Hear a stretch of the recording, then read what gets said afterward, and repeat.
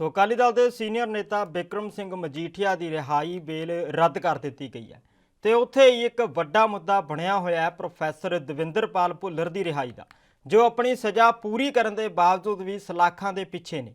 ਇਸ ਮੌਕੇ ਤੇ ਅਕਾਲੀ ਦਲ ਦੇ ਐਚ.ਐਸ. ਬੈਂਸ ਦੇ ਨਾਲ ਖਾਸ ਗੱਲਬਾत ਕੀਤੀ गई। आओ सुनते हैं की कुछ कहना उन्होंने।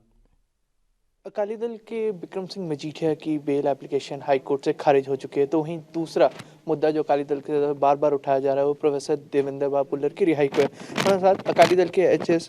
वैन सर, काफ़ी लंबे समय से एक रिहाई के लिए मांग की जा रही है, तो वहीं अभी हम कह सकते हैं कि बिक्रम मजीठिया की जो बेल एप्लीकेशन उसे भी खारिज कर दिया गया है, तो दोनों को आप कैसे देखते हैं?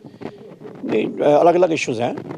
जो तो बिक्रम सिंह मजीठिया के बात है वो तो एक कोर्ट का फैसला है, तो उसको कोर्ट को हम हमेशा रिस्पेक्ट करते हैं, लेकिन हमारे कुछ लीगल राइट्स हैं।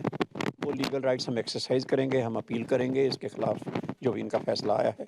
एक टेक्निकलिटी होती है कि जो एंटिसिपेटरी बेल है वो इस केस में जो NDPS का केस चाहे झूठा ही बना दो, तो अगर वो लगा देते हैं क्लॉज, अभी तो लगाया है।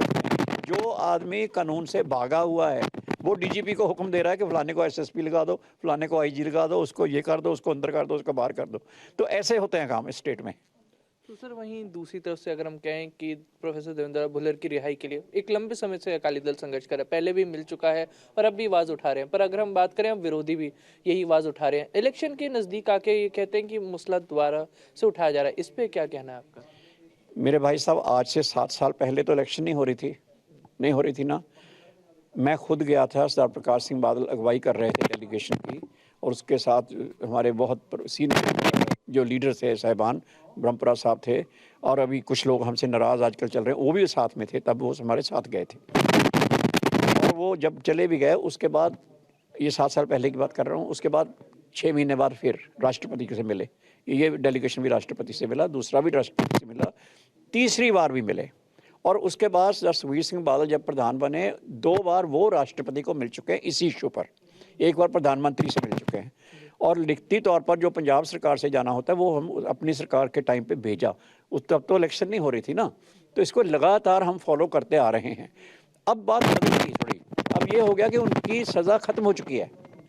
तो देश का कानून ये कहता है कि जिस आदमी की कैद की सज़ा ख़त्म हो चुकी हो, उसको 1 मिनट के लिए भी अंदर रखना गैर कानूनी है। और जो ऐसा रखे उस अफसर पर, उस पॉलिटिशियन पर, उस लीडर पर जिसके हुक्म से ये हो, उसके ऊपर कानूनी कार्रवाई होती है। मैम साहब, फिर ये डिले क्यों हो रहा है? हम क्या है कि अड़चन क्या रही है? सज़ा पूरी हो चुकी है, माफ़ीनामा मिल चुका है, जो अगर हम कहें रिटर्न में कंसेंट जाना वो जा चुका है, तो फिर अड़चन कहाँ आ रही है? मेन सवाल यही उठता है कि कौन रोक रहा है इसे, या फिर हम कहें कि क्या कोई लीगल एस्पेक्ट है जिसके चलते ये स्टेप नहीं लिया जा रहा, उनको रिहा नहीं किया जा रहा? गवर्नमेंट ऑफ इंडिया कह रही है कि हमने परमिशन दे दी है, ठीक है ना, इसका मतलब गवर्नमेंट ऑफ इंडिया से तो कोई प्रॉब्लम नहीं है।